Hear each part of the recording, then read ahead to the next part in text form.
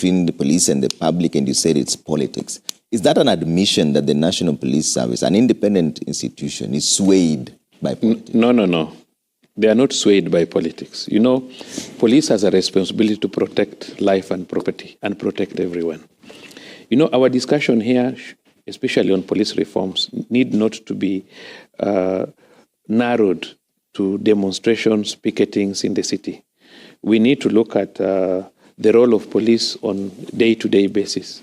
When we were on break, I was telling them that currently, as we speak, it is the police officers who are deployed along the borders. The military, you cannot deploy military in the border, because if you deploy military in the actual border, it's like you are calling for war with your other countries. So they sit at a distance that is not actually at the border. The person who is at the border with Mwananchi is the policeman. And you know how many policemen we have lost in Lamu, we have lost in those areas of Garissa and so on. Along the border, Pokot, it is cattle rustling and the rest. And policemen are working with Wananchi every day, even patrols in this city at night. So we need not to run away from the fact that police are doing much more work. There are murders taking place, there are forensics, there is money we are losing in banks. We have cybercrime officers working every day. People are working every day. And therefore, we need to look at the police in its holistic nature. Let us not narrow police to these demonstrations in Nairobi. That's what I'm talking about. And I'm saying the source of conflict, what is giving police a very bad image, are majorly when we are managing issues of freedom to demonstrate, to picket. That is where you find a lot of conflict. And currently, apart from the unfortunate death of Ojwang, which we have also had before, we have had situations where people have died in custody. And we have served situations where police officers have been charged. What caused the biggest issue was that the complainant in this matter was the DIG. And I don't think even the DIG particularly complained against Ojwang. The DIG complained against the publications that were defaming him. And in the process of investigations, because again, he did not complain. The DIG runs, okay, don't smile. You are always with us at Office of the President for many years. I know your friend, the PS well, whom you used to visit every day. So what I'm saying is, okay, knows so much about police. Yeah. He's a beneficiary.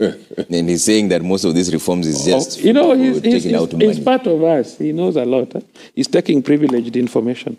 So what I'm saying is that the police have a bigger role to play. And Jalego, what I want you to agree with me, that this is our country. And if our major source of conflict are things to do with picketing, demonstrations, and so on, then we need to think as a team that what is the best way to manage these processes? What is the best way? Because even on us as civilians, we need to have some level of discipline and say this is what we want. You know, you must ask yourself, do we want anarchy or we want agitation? You talked about agitation. When you are agitating, because we've seen situations like even we were talking about goons. There's the other day when I saw vehicles burnt, and somebody even said those vehicles burnt were OP vehicles. One of the vehicles belonged to a police corporal. A vehicle I know he bought 5-6 years ago using his loan. The vehicle was burnt by goons, demonstrators. I don't think that day these goons we are talking about were there. And I have no reason to protect goons or people carrying, how do we call them? I saw them with sticks, big rungus in town. And what we are promoting now is people starting to have gangs in the city, where you find that the opposition are promoting unlawful demonstrations. I know he will say they are lawful, and he's a lawyer, and I know he's campaigning. He wants to be deputy president, and therefore the sitting government must be destroyed. What are you going to, which country are you going to run when you become a deputy president and we have burnt it? Where are you going to get money to construct Kenya? So we are saying we cannot support what is wrong. If policemen are wrong, the policemen must be brought to book for being wrong. But most importantly, we must look at the reform in its generality. Okay. And if it is demonstrations, we must be civil in carrying out. I want a situation, and I want you this time to lead. I don't know when you are carrying the next demonstration. I want you to lead that demonstration this time. Okay. And I want him to notify the police, and I want him to give the police the routes, and I want the police to escort him so that we can have a civil demonstration. Okay. Don't let these goons go alone. All right. Okay, you're talking about reforms. Can I respond? Yeah, I'll give you a respond. Well, I want you to lead this demonstration. You'll get a chance, Willis. Let's and I hear want what you Ukey to has do to it in say a in civil this. way. Okay, you talked about mental stability and welfare. So here we are now. These processes have started, we've tried them, they're still not working. So what more do we need to do from this point on? Trevor, but indulge me a second to respond to Charles. Sure, go ahead. That when we are here, let's also not trivialize issues. We are discussing a very serious issue. Police reforms, is it failed, is it existing? And government officers belong to the public. When we visit them, we do so knowing we support them with our taxes. And, I have to respond to him on one, then I go to your question. Because he has even brought the issue of Ojwang. He's saying that, look, here is Ojwang, who the complainant is the DIG, who did not write. There was a press conference. There was appearance in the National Assembly and in the Senate by the IG and the DCI director, and they said the letter by Eliud Kipkoech Lagat, DIG, was against these two people. And that is what necessitated the DCI to ask serious crimes to send the people to Homa Bay. So for me, any other person going to DCI to complain that someone has written on X about him would not receive the attention that Lagat got. And that if you sit in office as a DIG and you complain to your counterpart of the same level as DCI director, and same day people are dispatched to Homa Bay, a person is picked, and instead of his parents bringing a title deed to secure his release, they procure a death certificate, is enough reason to get you out of office. And that's why some of us are saying the National Police Service Act creates no opportunity called stepping aside. You're either interdicted or you resign. There are only two ways about it. So, but coming back to your question with me, what is the solution? When we work closely with the Police Reforms Working Group and we identified welfare and emotional stability as need, Willis just told you that across police, there perhaps exists just one psychiatric specialist. Sometimes the understanding of need for counseling is that you need a pastor.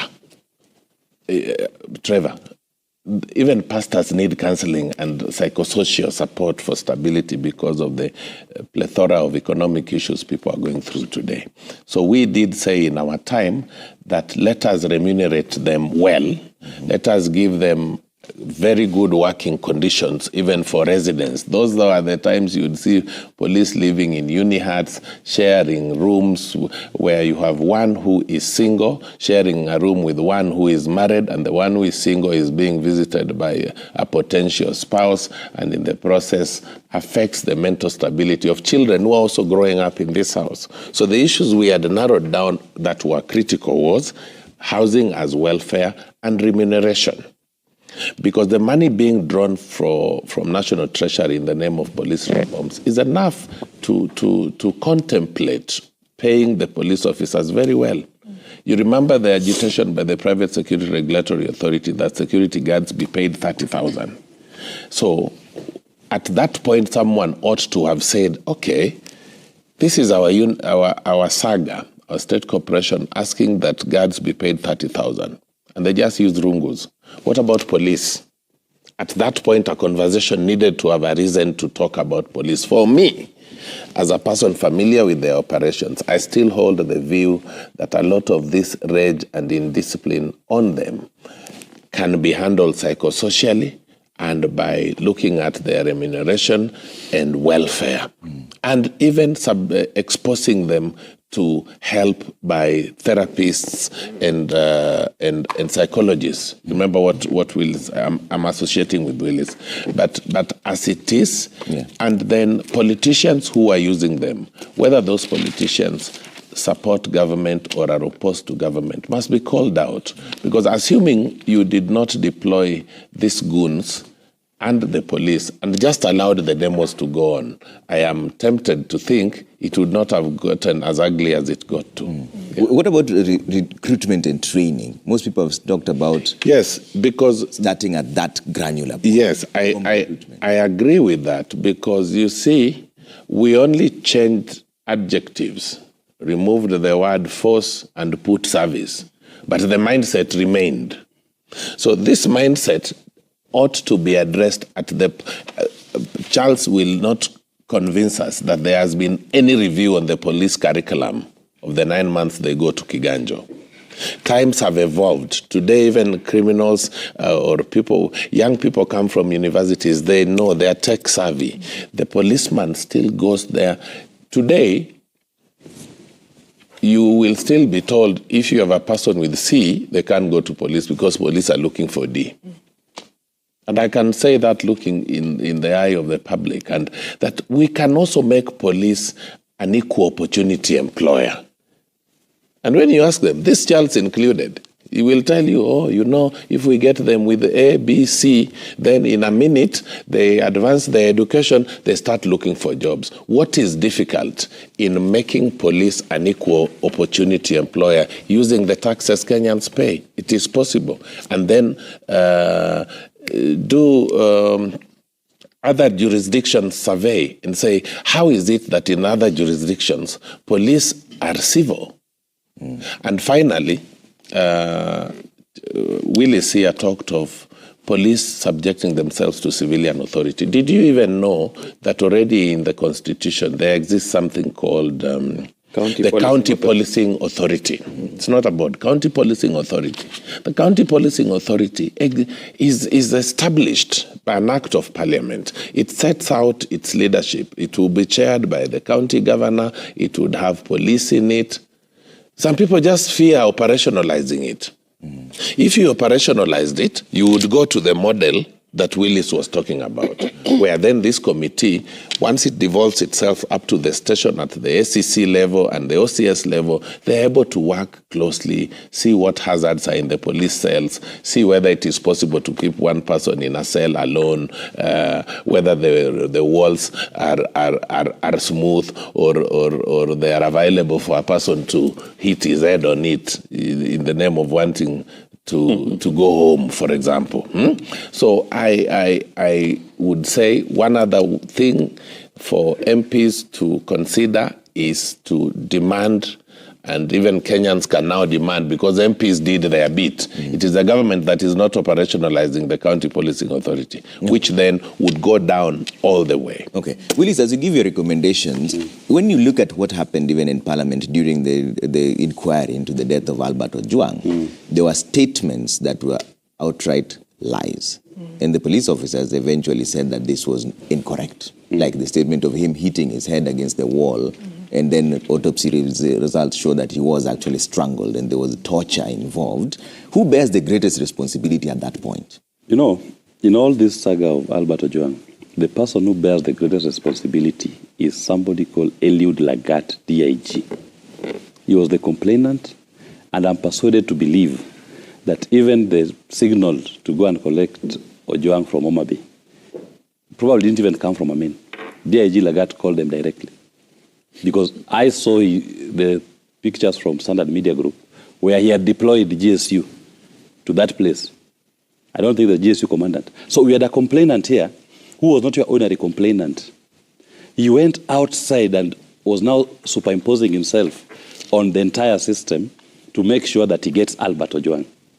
So I will give Amin and Kanja the benefit of doubt at this particular point, that maybe that same system that was tampering with the CCTV equally fed them with false information. But I will expect them, going forward, to be candid enough, because they now have time to clean and to find out if indeed what they were releasing to the public was accurate. They now owe us a further duty. Amin, for example, should tell us, is he the one who deployed these officers to go to Omabe?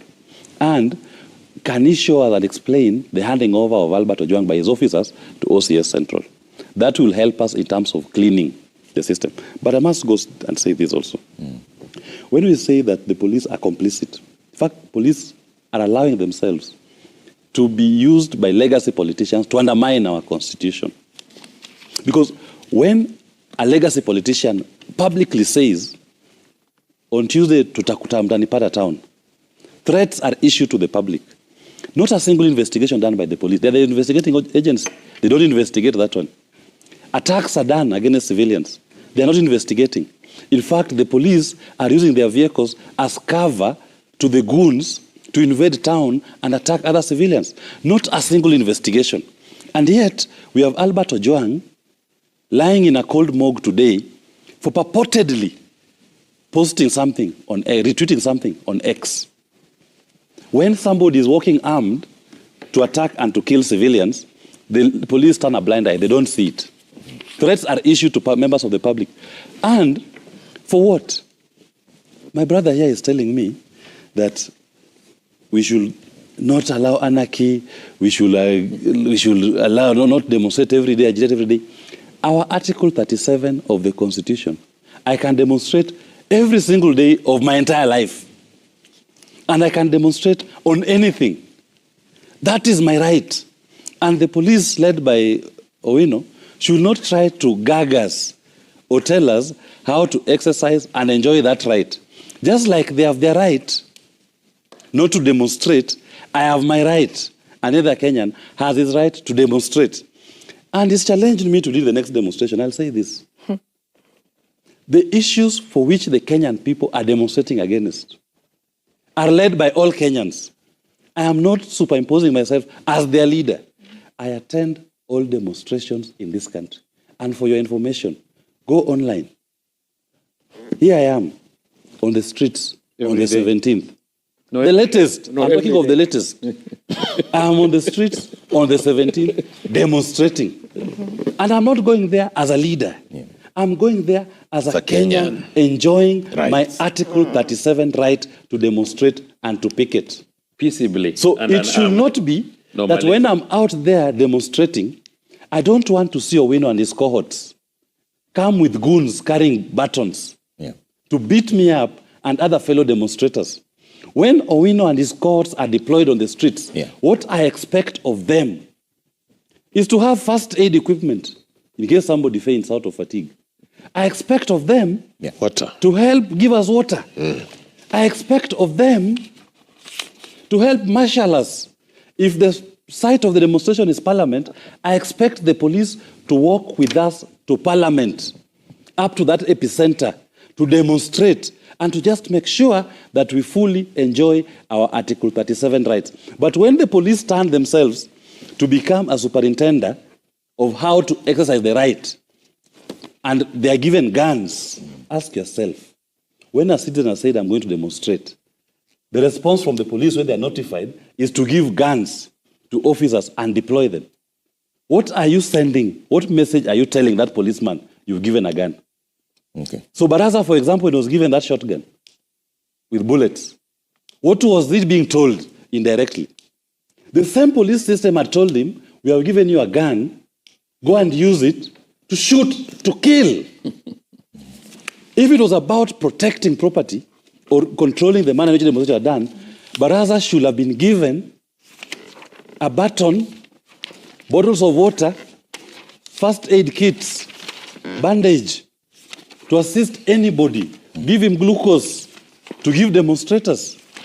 But the police system gave him guns to go out to the streets. The final thing I want to say is this. As we speak here today, DIG Lagat has not been arrested pending investigations. We saw OCS Talat yesterday detained under custodial orders by the court for 15 days. Why is there differential treatment being accorded to this particular one? It's now been summoned. When other Kenyans, in ordinary circumstances like this, have always been, the police are always the first to run to court, that we want to be allowed to detain him for 30 days. Why are they applying differential treatment to Lagat? Lagat should also be in custody, pending investigations. All right.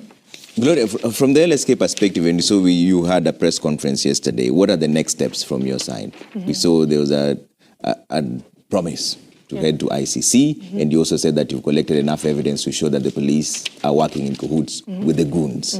So what is the next step from there? First, I'd like to say the overall performance of the police is not to be desired. I do appreciate the sentiments of Charles and him saying the police actually do a lot in safeguarding us and maintaining law and order. That I do agree. But the general performance, even as a country, we feel that they are below average. And that is because they are these individuals who have come out. And what is happening in the country right now, it's the rot that has been in the system. And now it's oozing and we are seeing. Remember, there were 20, we had from January now till June, there are 20 people who had been killed in police cells. Yes. Yeah. And none has taken accountability for that. We didn't hear that the OCS was interdicted, the police who are there, and we haven't gotten information around that. So when you look at these issues, you're seeing this is just one case of Ojwang, and now we are seeing of Kariuki. But we are not looking at all other things. And this is why we are saying their performance is really, really lacking, and someone has to be held accountable for it. The Law Society, in this instance, we got orders from the court last year. And it was from the demonstrations that happened last year, where we saw police excesses and police coming ununiformed and unmasked. We got orders from the court saying that when police officers are coming to the streets,